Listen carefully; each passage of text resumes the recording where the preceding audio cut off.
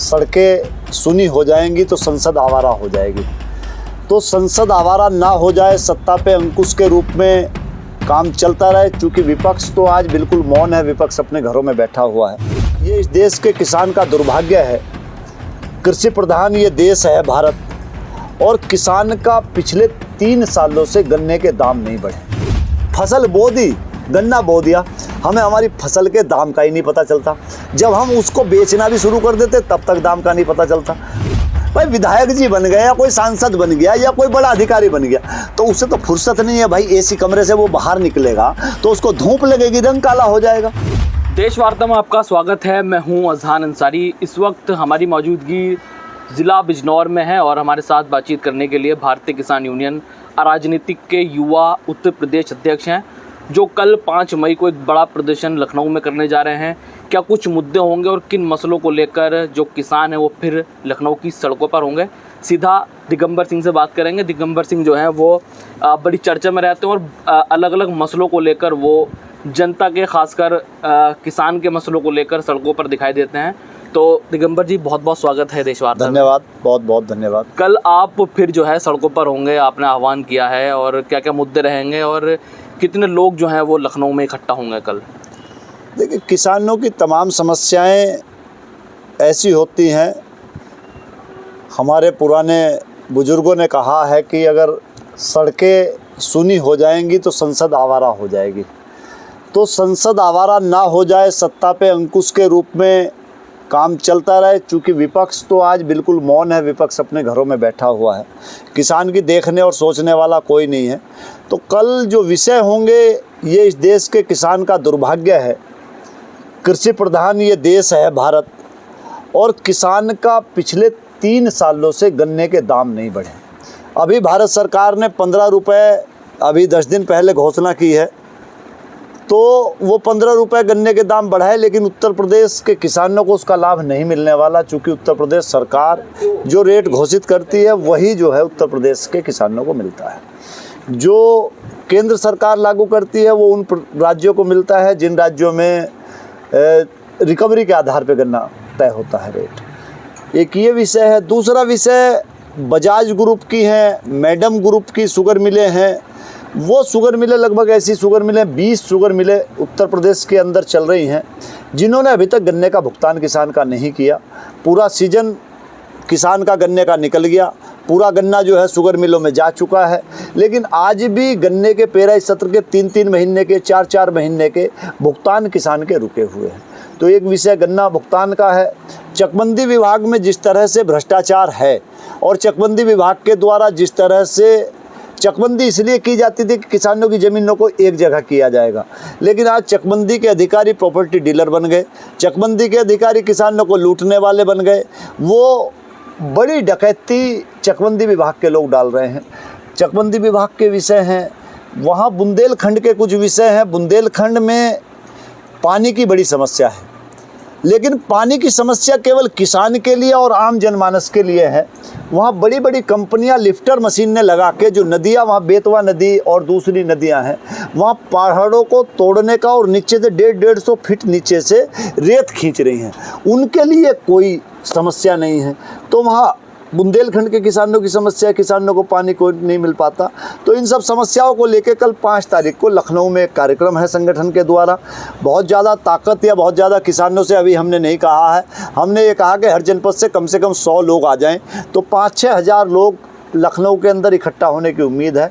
और अगर सरकार नहीं सुनती है, इतने लोगों से नहीं चेतती है, तो इस उत्तर प्रदेश का किसान कल की पंचायत की तरफ नज़र लगाए हुए है, कल के आंदोलन को देख रहा है। ज़रूरत पड़ेगी तो उत्तर प्रदेश के किसानों का हम आह्वान करेंगे। अधिक संख्या की आवश्यकता होगी तो अधिक लोगों को बुलवाया जाए। अच्छा, कल लखनऊ में क्या किसी सरकारी प्रतिनिधि से मिलने का आपका है, ज्ञापन देंगे या फिर क्या कल का प्रोग्राम क्या रहने वाला है?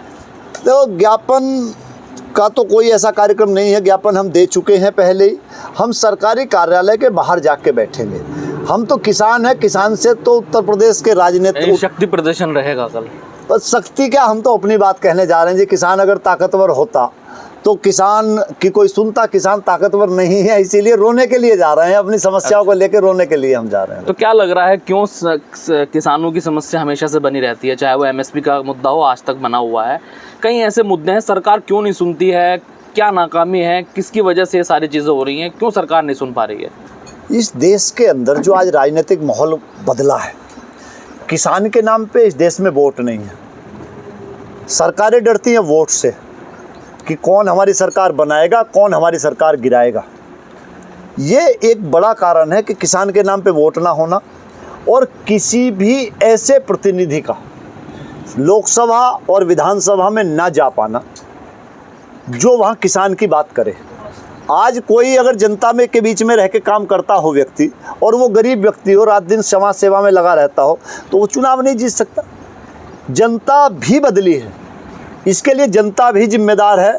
राजनेता तो जब कुर्सी पे पहुंच जाते हैं तो ह्यूमन नेचर है, मानव का स्वभाव है कि जब हम कुर्सी पे पहुंच जाते हैं तो सत्ता के नशे में चूर हो जाते हैं और हम तमाम जो है धन की उगाही करने लगते हैं। तो जो बुद्धिजीवी वर्ग है, जिसकी ये जिम्मेदारी थी, वो भी इस आर्थिक युग में पैसे की तरफ दौड़ रहा है। तो आज राजनेता भी पैसा कमाने के लिए भूखे हैं, आज अधिकारी भी पैसा कमाने के लिए भूखे हैं। समाज के बारे में और किसान के बारे में चिंतन करने वाले लोग नहीं बचे हैं। अच्छा, कृषि प्रधान देश की हमने बात करी, कृषि प्रधान देश प्रदेश होने के बावजूद भी किसानों की बातें नहीं सुनी जा रही हैं। क्या लग रहा है कि अब आप कल जाएंगे तो इससे कोई असर पड़ने वाला है, या आगे की तैयारी भी आप कर रहे हैं कुछ? देखो, हमारा काम, संगठन का काम लोगों को जगाना है, लोगों को ये बताना है कि भाई आपकी ये समस्या है, आप संगठित होकर सड़कों पे आइए। और जब सड़कों पे आप आओगे तो कहीं मीडिया में छपेगा, किसान की समस्याएं सरकारों तक जाएंगी, तो ज़्यादा नहीं तो थोड़ा बहुत कहीं ना कहीं कुछ तो निशान होगा अपनी बात जब हम कहेंगे। मैं तो दूसरी बात ये कहता हूँ कि अगर हम तेज़ आवाज़ में अपनी एक दूसरे गले मिल के रोएंगे, कोई अड़ोस पड़ोस वाला कोई चुप करने आएगा? जब किसान जेन्युइन समस्याओं के लिए, क्या कोई व्यापारी ऐसा है इस देश के अंदर के जो 2 साल के उधार पैसे देता हो और बिना ब्याज के वो पैसे देता हो, या बिना ब्याज के उसको मिल जाए? एक केवल किसान ही ऐसा है कि जिसने व्यापारियों को अपनी गन्ना दे दिया, वो चीनी बना के बेच रहे हैं, लेकिन किसान को आज भी उसका दाम नहीं मिला।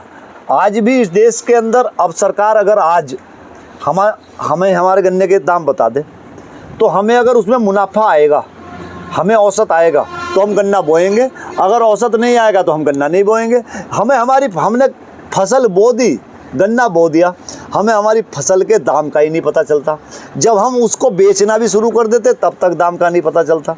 तो ये सब किसानों की समस्याएं हैं। किसान के साथ ये एक बड़ा जो सिंडिकेट देश के अंदर तैयार हुए हैं, वो बड़े सिंडिकेट आज देश के प्रधानमंत्री, मुख्यमंत्री, ये आज यही नहीं कि ये सरकार, ये बहुत पहले से, चाहे और दूसरी सरकारें रही हों, ये बहुत पहले से एक चीज़ें चली हुई हैं और किसान की तरफ ध्यान नहीं है। ये कृषि प्रधान देश जिसको हम कहते हैं, ये कृषि प्रधान देश आज भी भोजन किसान के खेत से आता है। आज जहर मुक्त खेती की हम बात करते हैं, लेकिन जहरीली खेती बनाई किसने? पेस्टिसाइड हमें लाके दिए किसने? आज जो ज़मीन के मित्र कीट है वो मारे किसने? आज खाद किसने लाके दिया? आज जहां हम बैठे हैं बिजनौर में, आज तो यहाँ की ज़मीनों में 0.3 कार्बन की मात्रा है। 0.8 से कम अगर कार्बन की मात्रा होती है तो उस ज़मीन को बंजर की तरफ माना जाता है। इस बंजर की तरफ जो ये ज़मीन जा रही है, कौन इसको पहुँचा रहा है? तमाम बड़ा कृषि विभाग है, इतना बड़ा कृषि संस्थान है, तमाम कृषि विज्ञान केंद्र हैं। कोई कृषि विज्ञान केंद्र, कोई व्यक्ति इस पर काम क्यों नहीं कर रहा? सॉयल हेल्थ कार्ड किसान को दिए गए, लेकिन कितने किसानों के खेत से मिट्टी ली गई? तो ये सब भ्रष्टाचार की भेंट चढ़ जाते हैं। आज समाज के अंदर बहुत ज़्यादा लोगों की काम करने की आवश्यकता है, जो खेती, किसानी और समाज के बारे में चिंतन करें। अच्छा, यानी सीधे तौर पर जो किसानों को लेकर लीडरशिप है वो कहीं ना कहीं कमज़ोर है। किसानों की आवाज़ ना विधानसभा ना संसद में उठ पाती है, सीधे तौर पर आप ये कह रहे हैं? बिल्कुल। तो आपको लगता है कि किसान को एक मजबूत लीडरशिप की ज़रूरत है? मजबूत लीडरशिप की भी ज़रूरत है आवश्यकता के अनुसार, लेकिन लीडरशिप के साथ साथ किसान बेचारा सीधा है, भोला है। उसको जातियों में जो बांट दिया जाता है, जब तक किसान नहीं बनेगा और वो किसान के नाम पे वोट नहीं देगा, किसान किसान के नाम पे वोट दे। जिस दिन विधायक को ये लगने लगा कि अगर किसान नाराज हो गए तो तू विधायक नहीं बन पाएगा अगली बार, तो वो विधायक जो है वो बात करेगा वहाँ जाकर। अभी इसी साल विधानसभा का सत्र चल रहा था उत्तर प्रदेश का, उसी दिन गन्ने का रेट आया जब विधानसभा का सत्र चल रहा था। किसी पक्ष के विपक्ष के किसी विधायक ने ये नहीं कहा कि गन्ने के दाम नहीं बढ़े, वहाँ हल्ला गुल्ला नहीं हुआ। वहाँ हल्ला गुल्ला हुआ कुंभ का आयोजन इतना बड़ा क्यों हो गया, वहाँ हल्ला गुल्ला हुआ, वहाँ धार्मिक तनाव ये क्यों हो गया। यहाँ की सरकारें और पॉलिटिशियन जो राजनीतिक लोग हैं वो एक बात बहुत अच्छे से समझ चुके हैं कि यहाँ हिंदुस्तान के लोग जाति और धर्म के नाम पर वोट करते हैं। यहाँ समाज के सब लोगों को एक साथ होकर खड़ा होना पड़ेगा जो समाज के अंदर अच्छे लोग हैं, और उनको जाति धर्म के बंधनों को तोड़ के सारी की सारी जाति धर्मों के लोगों को देश के विकास के लिए, देश की तरक्की के लिए एक मंच पे आके ये चुनाव करना पड़ेगा। उन लोगों का चुनाव करना पड़ेगा कि जो लोग देश के बारे में चिंतन करते हो, ना कि अपने बारे में। अगर सामाजिक हित छोटे हो जाएं और व्यक्ति के व्यक्तिगत हित बड़े हो जाएं तो फिर समाज की कल्पना कर पाना कि समाज का कितने दिन तक बचा रहेगा ये बहुत मुश्किल था। अच्छा, अभी पहलगाम में जिस तरीके से घटना हुई, आतंकी हमला हुआ, उसको लेकर राकेश टिकैत ने भी वहाँ पर रैली निकाली थी जिसमें उनके साथ बदतमीजी धक्का मुक्की का आरोप उन्होंने लगाया और पगड़ी उछालने को लेकर उन्होंने आरोप लगाया है। कल उन्होंने महापंचायत भी बुलाई थी। इस पूरे मसले पर आपका क्या कहना है? देखो, मैं इस विषय पे बोलना नहीं चाहता था, लेकिन चूंकि आपने सवाल किया है तो मजबूरी है बोलना और कहना। मैं बोला नहीं इस विषय पे, लेकिन आपने सवाल किया तो बताऊंगा। देखो, हमारे यहाँ मुस्लिम धर्म में हो या हिंदू में हो, बिना बुलाए तो हमारी मौत भी नहीं आती। हमको यमराज लेने आते हैं तब हम जाते हैं। हमको बिना बुलाए किसी कार्यक्रम में नहीं जाना चाहिए। मान न मान और तू मेरा मेहमान। तो हम क्या करने गए थे वहाँ? मेरा पहला सवाल तो यही है कि आप करने क्या गए थे? हिंदू जागरण मंच और हिंदू महासभा के, व्यापारी सभा के तमाम कार्यक्रम बिजनौर में हुए होंगे। हम तो नहीं गए किसी कार्यक्रम में। भाई, हम देश के साथ हैं, हमें कोई किसी सर्टिफिकेट की आवश्यकता थोड़ी है। हम देश के साथ हैं तो वहाँ सर्टिफिकेट लेने के लिए क्यों गए आप देश के अंदर क्यों एक ऐसे हालात बनाना चाहते हो? तो वहाँ नहीं जाना चाहिए था उनको। और जो पगड़ी गिरने जैसी बात है, तो वीडियो तमाम सामने आई हैं। पगड़ी जो गिरी है, जो उनका समर्थक पीछे की तरफ खड़ा हुआ था और वो ये कह रहा था भीड़ को कि आप रुको रुको रुको आप, वो सिर इस तरह से उनका लगा है उसमें। पगड़ी पीछे की तरफ गिरी। जब पीछे की तरफ पगड़ी गिरी, पगड़ी उन्होंने सब उसी व्यक्ति ने संभाल ली और उन्होंने सर पे वो उठा दी। ये तो सब सोचा समझा प्लानिंग है। किसान नेता भी, मेरा ये भी सवाल आपके माध्यम से है कि नेता तो अमीर होते चले गए, चाहे वो विधायक सांसद हो और चाहे वो किसान यूनियन का नेता हो, और किसान गरीब होता चला गया। तो किसान नेताओं की संपत्ति की भी तो जांच होनी चाहिए, दिगंबर की भी तो जांच होनी चाहिए।